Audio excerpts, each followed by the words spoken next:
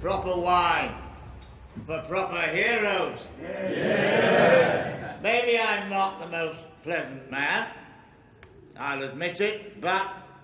It's always interesting when you're starting a new season, and the question always is, what do you start with? You either start with something small to kind of ease your way in, or you just start with something huge and get it over with, and you can put that behind you. In this case, we started with something really huge. Okay, everybody starting out there, and action. That was your mistake. Leave one wolf alive, and the sheep are never safe.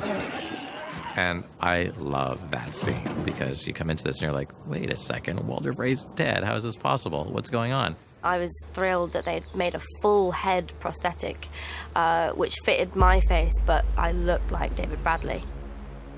As an actor, to really reveal yourself and take another face off your face rather than just pretend, that just made it a lot easier and a lot more fun, I guess. It's the actors just kind of pulling on their own skin, really. And then it's really done in cuts, where the arm movement and where you place the camera, having Walter Frey do that, and then having Arya repeat that, but from a different camera angle that looks like something's come off, and it's very effective. What makes it extremely effective is Maisie's performance, because she just sells it so beautifully. And I love the moment when she turns to Walter's wife and says, "When people ask you what happened here, tell them the North remembers." I think it's a great opener for the season. I think it's a great reintroduction to Arya, where she's coming from and where she's heading.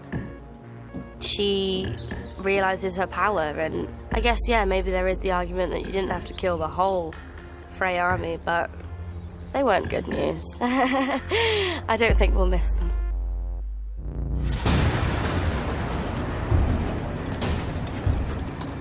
I think, starting with the army of the dead, basically why that's really important is that this is the common enemy. This is like the bottom line. This is what everybody in the end is going to have to face.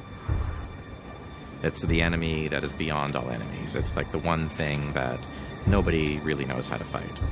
And so the big question is, are these people going to get their act together? Are they going to figure out a way to fight the big enemy, or are they going to just eat each other alive before that even happens?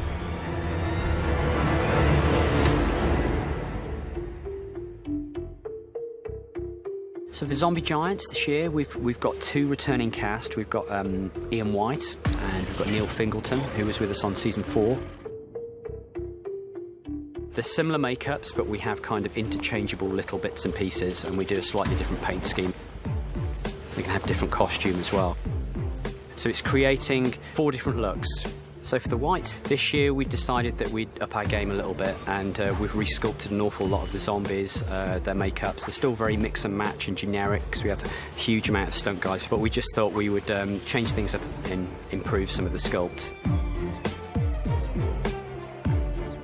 It's been a huge production line, but it's something we were able to use a few existing moulds and then make a load of new stuff as well.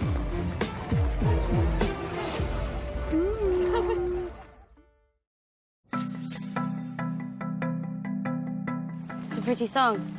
I've never heard it before. It's a new one. Ed Sheeran's got a beautiful voice, and we knew he was a fan of the show, and we knew that Maisie was obsessed with him. So we always thought it would be fun to try to get him into a Maisie scene at some point. When I first got the scene and I was a Lancer soldier and it was with Maisie, I just assumed we'd all get killed at the end. Action. I don't want to steal your food. You're not stealing, we're offering. Come on, it's going to be a cold night. Just a nice moment for her to really enjoy human company without lies and trickery. But I think the underlying theme is that, as in any war, the soldiers are just people and we are young boys. She really enjoys just hearing their stories and finding a bit of normality again. And I think she kind of realises that she can just kind of chill, let her guard down, have some food and crack some jokes. So why is a nice girl on our own heading to King's Landing? I'm going to kill the Queen.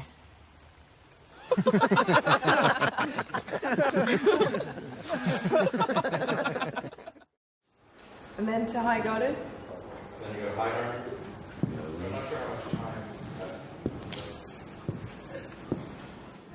What is this? It's what we've been waiting for our whole lives. Shooting that map room scene was a really big thing, and very extensive conversations with Lena and Nikolai about that. You afraid of me? Should I be? There's a great amount of need for revenge for her. Enemies to the south. It's like she needs to put everything to sleep that causes her pain. Enemies to the north. And she's now just on this very driven, focused path to world domination. And of course, we're introducing this whole new set, which is in this courtyard in the Red Keep, where there's a hand-painted map. Of course, you want to show this incredible thing. And also it has great metaphorical value. There she is walking all over the known world when thinking about, ruling it. So you kind of want to do justice to that aspect of it as well. We thought that a painted map on the ground, that seemed like a good idea. Enemies everywhere. We're surrounded by traitors. We knew that Jim Staines, the graphic designer, would create something amazing, and he worked so hard on it.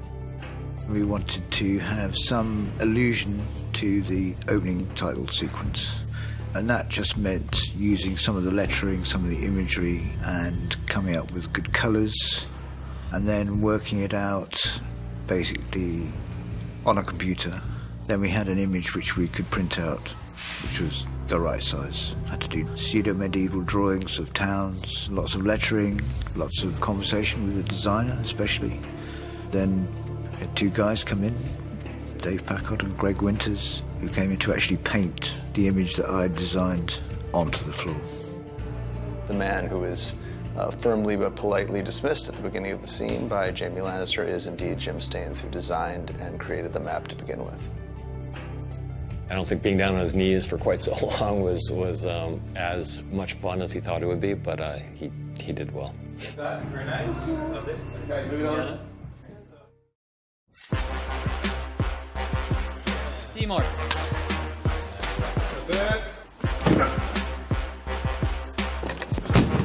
There is some fun to be had, I think, in seeing Sam in this new environment where, he really came here to the kind of tower of knowledge to learn the secrets of the known and unknown world. And he's really just, a cog in this machine. Sam has quite a miserable time. A man's dreams not matching up to the reality. We don't lean on montage that often in the show, partly because montages, to do them right, take a lot of time and a lot of resources. Bernie came to us at one point and she said, we've got 3.5 days scheduled for this montage, which is a long time to shoot what is maybe a 2-minute montage. In the end, when we cut the scene together, it was hilarious.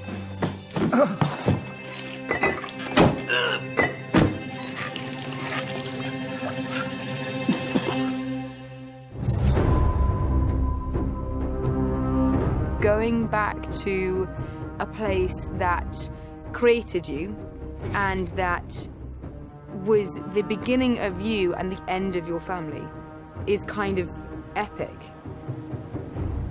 Danny coming home was a really interesting sequence, and I think what was really lovely was that doing it for Game of Thrones, you're doing a sequence like that, you can really do it properly. Like, you can really take your time with it. You can really give it its due as a real moment. Because there's no dialogue, it puts more weight on Amelia, who's doing all of this with her face and her actions and her movement. It puts a lot of weight on the art department because the place itself is really the other main character.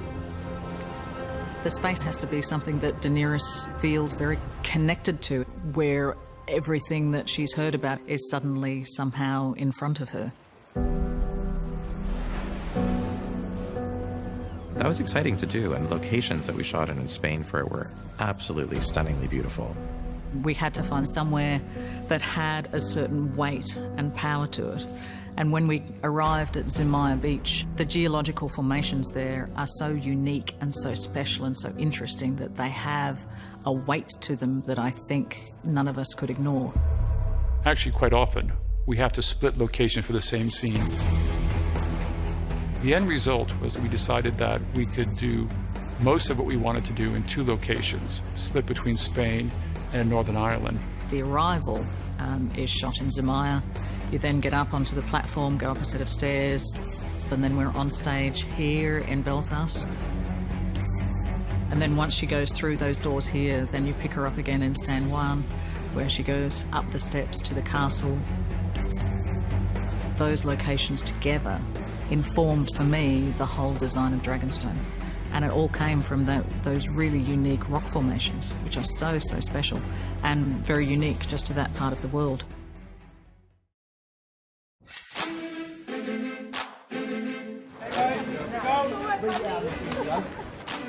The Gates of Dragonstone.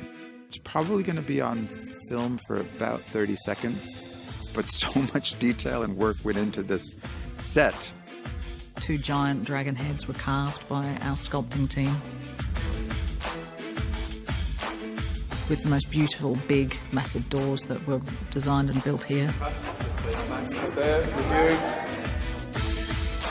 The locations in Spain, had that very strong rock formation, that very strong strated look. And we were able to bring in those beautiful geological formations in those side corridors. We had to use the rocks from the location. We sent out a team of plasterers to Spain. They took impressions of the stone. And from those, we created moulds, and we used those rocky shapes to create the shapes of the corridors in the cave. There's that kind of physical, geological journey that we were able to design. And then that all culminated in the throne room, where we had to create like a new architecture.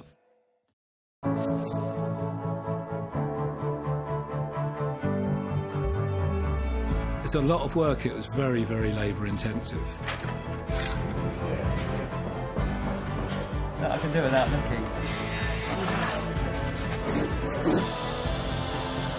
Looks brilliant. It's going to be dramatic. Yeah, it's really dramatic. Yeah, the angles are fantastic. Dragonstone, of course, had been established in previous seasons before I came, so we had the Dragonstone map room, so it was already established as a cave-like space. So I wanted this set to sort of start in the cave and grow out of it. And then we were able to bring in those beautiful geological formations in that throne, the Dragonstone throne, which I think is, a really powerful sort of statement. The only directions we gave her was that it should be quite imposing and intimidating, and that the throne would be carved out of the rock, and that was it. And that's all we gave her, and then she went to town with that. The first time we saw it all lit for a scene, that was pretty dramatic. As we were building it, people would walk through this set and they would feel, I feel very uncomfortable here. It's not a room where I want to spend a lot of time. So it was a new approach to an audience chamber, which was not welcoming people in. It was basically making people feel uneasy and intimidated. Yeah, I think it's maybe the best set we've ever built. It was really impressive. We couldn't wait to shoot it. The audience chamber is incredible. One of the most staggering sets that I've had the privilege of being in. Every moment of that journey from the ship to the place where she's actually going to stand and plan her conquest, there's a different flavor to each one of those moments. And you realize this place where she was born, there was a whole culture there, there's a whole world there, and you get a real taste of it and the uniqueness of it. And the coming home is really very dramatic. Shall we begin?